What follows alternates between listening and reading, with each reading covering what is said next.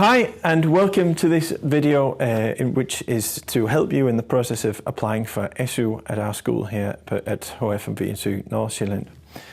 You have received this form from our SU guidance counsellor, and it needs to be completed before you apply for the student loans and the SU money from the school.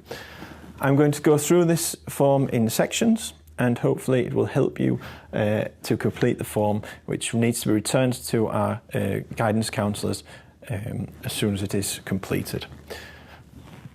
As you can see, the form is made up of different sections. In the first section, you need to complete your name and your surname.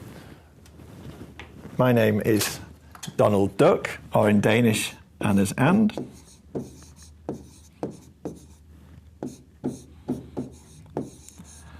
And I also need to be aware of writing my social security number. This is something that you need to write multiple times in the form, and is a way of signing your form officially. So I'll just write my social security number here.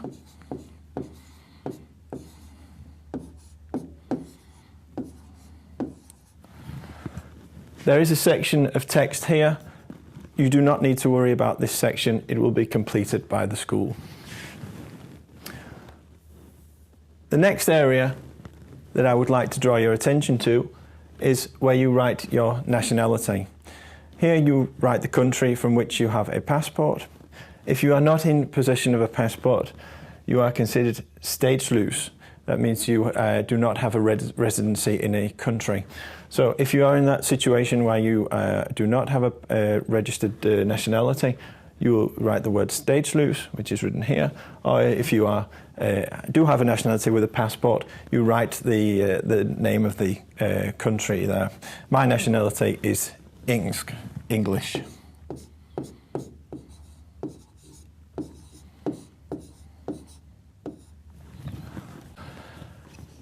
In the next section of the form, we need to be aware of answering the question of having a residency permit or a work permit in Denmark. The first sub-question we have here relates to, do you have a residency permit from the Foreign Ministry? If you do that, you need to, of course, put a cross here in the box, like this. And you also need to supply us with a copy of your blue card, which you will probably know as your opholdstilladelse, which is also your residency permit.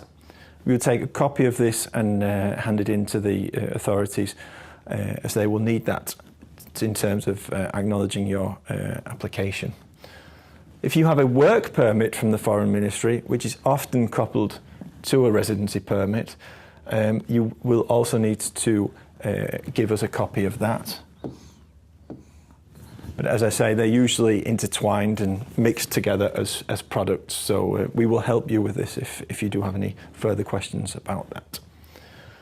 Finally, if you're registered as an EU citizen and you have a letter from what we call the Statsforvaltning, or the national administration, you need to hand in a copy of that letter as well if you have that.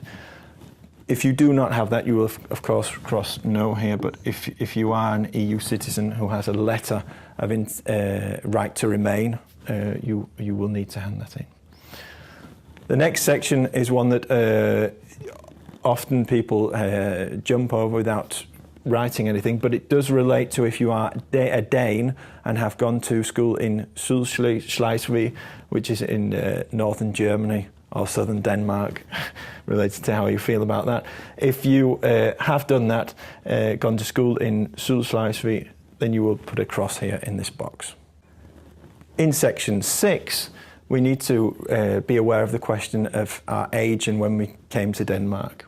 So if you've moved to Denmark together with your parents and have lived here permanently before you were 20 years old, you will write yes if you've had a permanent address here before you were 20 years old.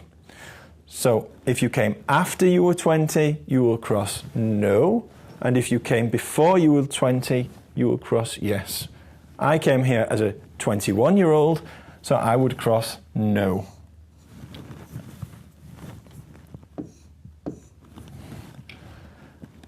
The next question relates to if your parents have a permanent address here. If they have a permanent address here, you will cross yes, and if they do not have a permanent address here, cross no. My parents do not live here, so I will cross no in this example. We've now completed page 1. You will notice at the bottom of page 1, it states that you need to sign at the bottom of page 4. Be aware of that, and also look at the bottom of each of the pages here, because often you will need to write some personal details. In section 7 of the form, we need to know if you're part of the integration law in Denmark. So if you are a refugee, or you have been come to Denmark as part of a family reunification program, you need to state yes or no. So if you are a refugee, you would cross yes, or if you've come to Denmark to be with a family member who is in Denmark as a refugee, you will also cross yes. If you do not fall into these categories, you will cross no. Please note again, we do need a copy of your residency card here to complete this part of the form. In the next section of the form, section 8, we're going to answer questions regarding our stay in Denmark. Here we need to start by answering the question, were you born in Denmark? And if you were born in Denmark, you will obviously cross off yes. If you were not born in Denmark, you will cross no. I was not born in Denmark, so I will cross in the no box here. The next question we are asked is if we have lived in Denmark without a break since the first day we arrived. So if, for example, you arrived on the 1st of January 2015 and have lived here till today, you will cross yes. If you have lived in Denmark since 2015 but have perhaps lived in France for 4 or 5 months, you will cross no. I will now show you 2 examples of how this question can be asked. First of all, I'm going to imagine that I have lived in Denmark without a break since the day I arrived. I'll now do this part of the form in blue to make it more clear which areas are related together. So, I have lived in Denmark without a break, so I'm going to cross here. I haven't left the country since the day I arrived, and I arrived on the 29th of February 2013, and I have lived here ever since. But if we imagine that I had lived in another country since the day I arrived in Denmark, I need to be aware of what I'm going to write in the green colour now. So I had a little break since the day I arrived in Denmark, and I've moved somewhere else, so I will cross no here. And because I have crossed no in this box here, I need to be aware of this next text here, which asks me the dates for my entry into the country and the dates I left from Denmark. Be aware that if you have left for a period of less than 3 months, 90 days, then you do not need to write it here. So if you've only been away for 2 months and 3 weeks, then it's not relevant to write it here, but it's only for longer stays than 3 months, longer exits than 3 months.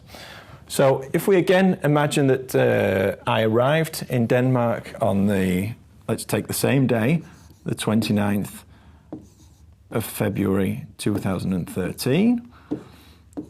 But the next thing I did was a year later, I left to work in France for 6 months. So what I would be writing here is that I left a year later, which would obviously be the 29th of February 2014.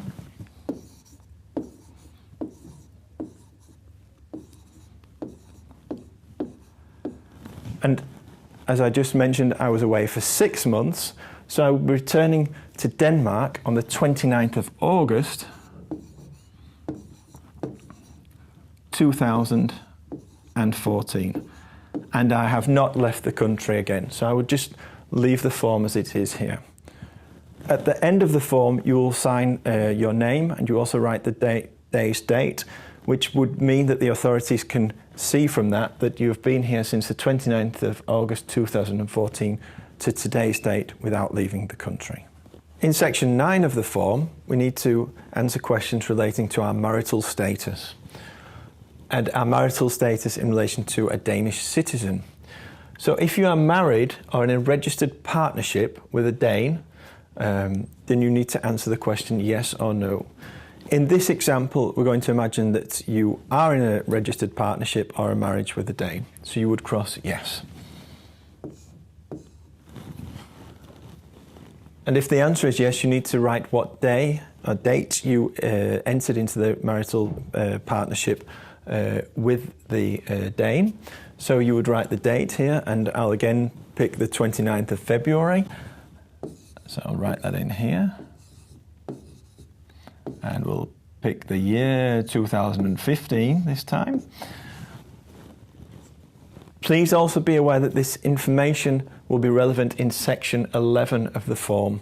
We will mention that shortly. In section 10 of the form, it asks you about your work in Denmark. So have you ever or are you involved in any working activities?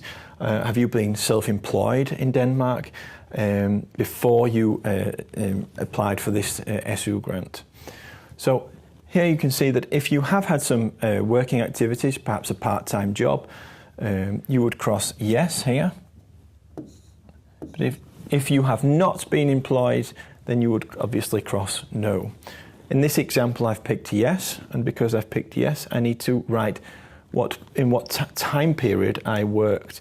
I would also need to provide some wage slips, and perhaps an employment contract as well, if this was relevant in your case. So it's difficult to remember the day, perhaps, that you started your job, but the good thing here is that you only need to write the month and the year that you started your job. So if we imagine that I started the job in Denmark in September 2014, I would write 09 for September, and I would write the year 2014. And I worked perhaps for 2 years, so I would also write again the same month, 09 2016. If you can't remember the month of the employment, you can perhaps check your bank statements to see when the wage slips have entered into your account. It can help a little bit. And as mentioned, you would probably need to provide your latest wage slip as well. If you are still working at the same job that you perhaps started in 2014 and you haven't finished, you would leave this section here empty. So this box would be empty if you were still employed in the same job. Finally, you need to write how many hours a week you have worked with that job. And I worked 18 hours a week, so I would write the number 18 in the box here. At the bottom of page 2, you will also notice that there is a box here where you will write your social security number. It's very important that you do that, because if you have not written your social security number on each page, your application will be not accepted. So again, I would write my social security number here.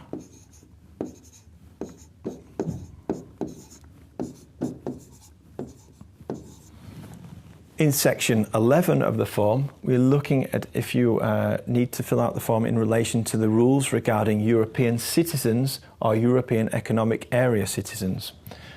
If you are a European citizen, or you are related to one, perhaps a family member, then you need to be aware of this section of the form. If there are no members of your family, or you yourself are not a European citizen, then this section of the form is very easy for you, because all you need to do is cross no over here and jump to section 12. But if, however, you are an EU citizen or from an EAA country, or from Norway or Iceland or Liechtenstein or Switzerland, then you would need to put a cross in this box. So, as I mentioned at the start of the video, I'm British and we are still European citizens. So I'll cross yes, because we are still part of the EOS area. If you have been employed or you are self-employed, you will also need to note and make us aware of that. So if you've not had a job, you will cross no, but if you have had a job, you would cross yes. If the answer to the question is yes, you will need to write what the job was, what you worked with, which area it was. So I work in the education sector, so I would write uddannelse.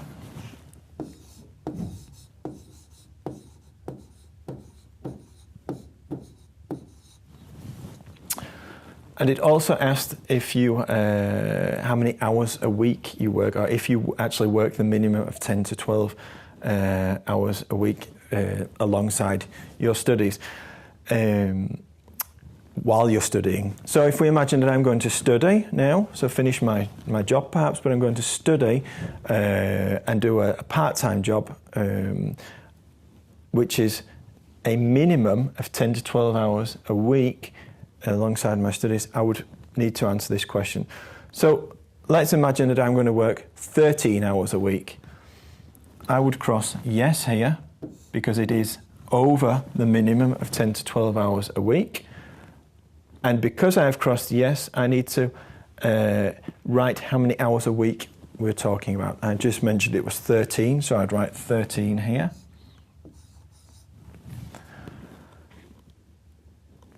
I would need to add to that a copy of my contract and latest wage slip. If I wasn't going to carry on working, I would also need to make the SU authorities aware of that. So I'm asked here, has my contract been terminated? Have I been fired from the job? Is it because of the way the company was? Did they need to restructure? They didn't need as many employees? Or is it because of my health that I've had to change my career? I would need to answer that question. So if we're talking about changing careers or changing direction, you would answer yes. But if it is just because you want to improve yourself, then you would be crossing no here. You'd also need to, if you have finished your job and you're going over to SU, you need to provide documents for that. Often if you're applying for SVU, this will be a relevant area for you, which you will perhaps have discussed with your employer before filling out the form. Further down the page, in section 11, you will notice that you're asked if you are a child, a married partner or registered partner, or a parent of a European citizen or an EAA citizen, or indeed a person who comes from the 4 countries that we mentioned earlier. You can see that there are a number of places here. If you're a child, I'll demonstrate this in the red colour as we work further down the section. I will also demonstrate in blue in a couple of moments if you are married to an European citizen or you are a registered partner of one. I will describe that in the blue colour. Or indeed, if you're a parent to an EU citizen, I will describe this in green very shortly. We're going to start by looking at children of European citizens. And in the first section of this mini question area, we're asked if you are a parent, if your parent is who is an EU citizen, so you as the child who has a parent who is an EU citizen, is in work or is self-employed in Denmark.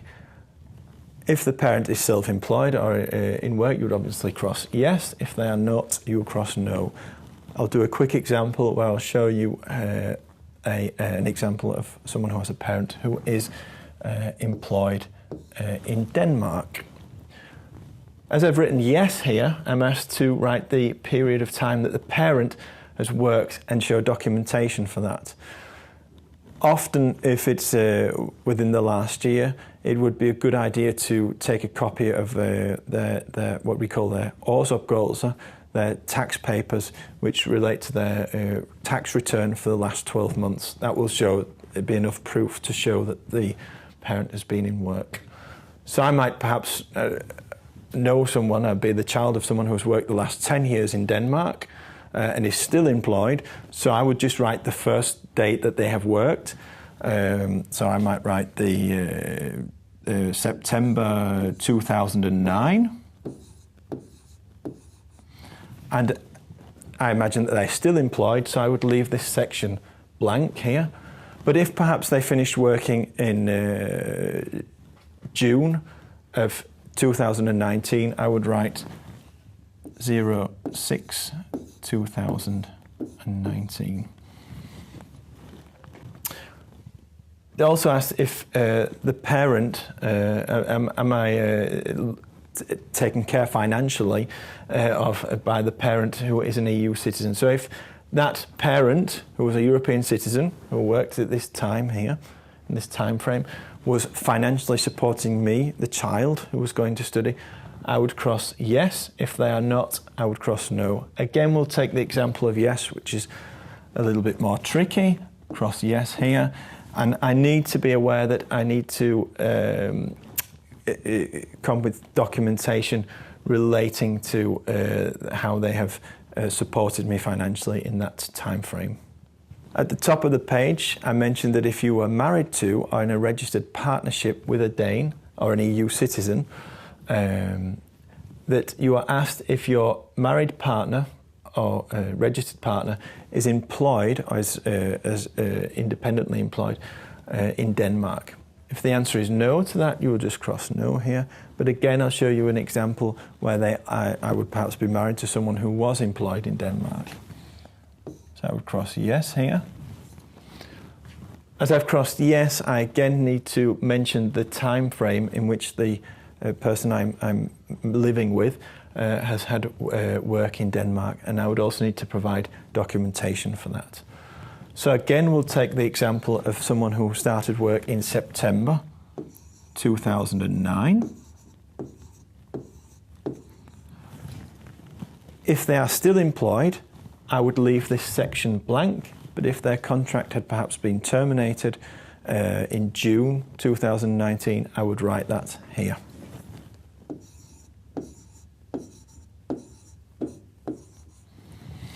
And as I mentioned, you would need to provide documentation for that time frame of work. Again, tax return would perhaps be a good method to use here instead of coming with a lot of wage slips, which, as you can imagine, in such a time frame would be a lot of documents. Finally, we're going to look at this area here that if you are a parent of a child who is an EU citizen. So we're asked here, is your child who is an EU citizen or an EEA citizen, are they working in Denmark or are they self-employed in Denmark? So perhaps your child is a grown-up and is working, then you would cross yes. If they are not of working age or not employed, then you would cross no. Again, we'll take the example of that I have in this example a child who is employed in Denmark and of working age, of course. As I've crossed yes here, I need to write the time at which this child has been in work, and I would need to provide documents for that. So we'll perhaps pretend in this example that my child has started a job 2 years ago. So I would write here dating. I would write that they had started work in August 2017, and they are still working, so I could leave this section blank. Of course, if they stopped working, you would write the date that they have finished work here. I'm also asked if my child is supporting me as the parent financially, and that child is an EU or EEA citizen. If the child is supporting me financially, I would write yes, and I would, of course, provide documentation for that. If they are not, then I would cross no. Just a quick word on this section here. There are lots of different colours, but as I mentioned at the start, if you're related to someone who is an EU citizen, or married to, they're in your family, or you are yourself an EU citizen, you will need to be aware of this section of the form. Don't worry if you've not crossed anything off on this section of the form, because if you're not an EU citizen or not related to one, you would cross no here. One final thing to remember on page 3 is also to be aware that you need to write your social security number again here, or your form will not be accepted by the authorities. We've now made our way to the final page of the form, and on page 4 here, we're asked in section 12 to talk about or answer the question of education in Denmark. The first thing we're asked here is, are you or have you ever been enrolled on an educational course in Denmark? This is often a section where people will write yes, but if you have not been involved in an educational course in Denmark, you would cross no here.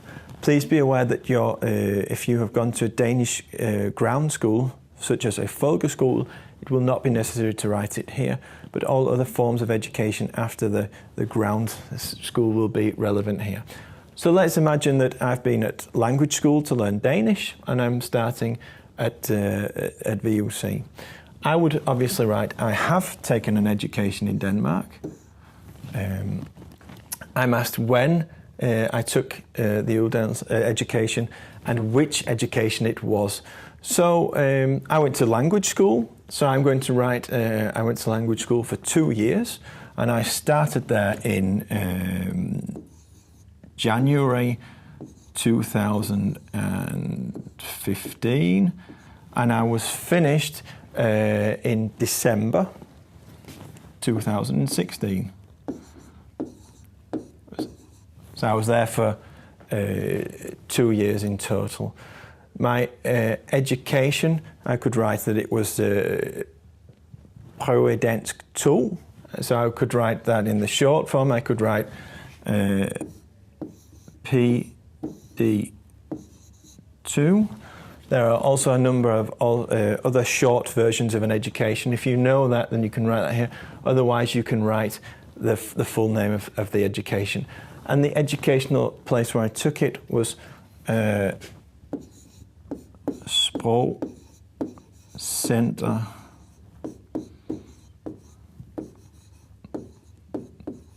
Nordsjælland. Don't worry if you run out of room. Most educations can't fit in these small boxes. Section 13 asks us about receiving financial support from other countries. So, if you have received financial support from another country during your education in Denmark, or you're going to receive it, you would be crossing yes off here. So if you were receiving a grant from your home country, for example, that would be an example of how you could do that. If you are not receiving money from another country while you're studying in Denmark, you would cross no. But I would perhaps, in this example, cross yes, just to make you aware that if you are receiving money from another country, that you do need to provide us with documentation of that. It also asks us if you have the possibility of receiving a grant from your home country. If there's some certain rules in that country that means it's possible for you to receive a grant. If you are unaware of these rules, or you know that it's not possible for you to receive a grant from your home country, you would obviously cross no here, which is what we typically see in this as an answer to this question. In section 14 of the form, we're asked if there are any comments that we need to make regarding our application. It's not always obvious what people need to write here, but if there is an issue where you think it's important that the authorities are aware of your financial circumstances while studying, that you should write that here. If you don't have any comments to make, you can just leave this section empty. Finally, we come to section 15, which is the most important part of the form, as you need to sign and confirm that all the information that you have given is correct. I'd just like to draw your attention to the text here, which states that you understand and you are aware of the fact that the information you have given is true, and there is a punishable offence if any of the information given is incorrect or false. Also, it states that you are aware that any false information can result in you needing to repay your ESU to the state. You just need to write the date here, your signature, your telephone number, and your email address. It's very important that your telephone number and email address are written clearly so you can be contacted if there are any questions.